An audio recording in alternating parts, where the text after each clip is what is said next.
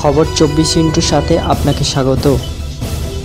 নতুন নতুন খবর জানার জন্য আমাদের চ্যানেলে চোখ রাখুন।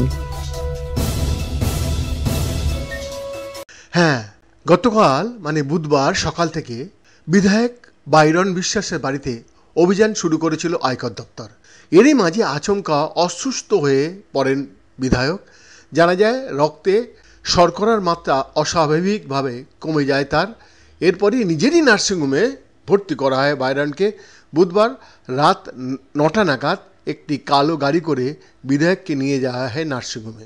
গতকাল সকালেই সাগরদিঘির বিধায়কের শামসেরগঞ্জের বাড়িতে দলবল নিয়ে অভিযান শুরু করা আয়কর দপ্তর।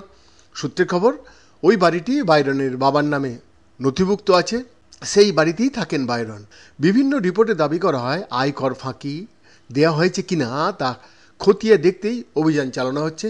এদিকে গতকাল বাইরন যখন নার্সিংহোমে যান তখনও আয়কর হানা জারি ছিল তার বাড়িতে। রিপোর্ট অনুযায়ী গতকাল রাতে বিধায়কের বাড়িতে বেশ কিছু কম্বল এবং বালিশ নিয়ে যাওয়া হয়েছিল। আয়কর দপ্তরের আধিকারিকদের জন্যই তা নিয়ে যাওয়া হয় বলে অনুমান করা হয়, কারণ রাতভর বাইরন বিশ্বাসের বাড়িতেই ছিলেন তারা। এদিকে বাইরনের বাড়ি ছাড়াও বিধায়কের বিড়ি কারখানা, স্কুল এবং নার্সিংহোমেও তল্লাশি অভিযান চালান আয়কর আধিকারিকরা। বৈদ্যনাথ দাসের রিপোর্ট।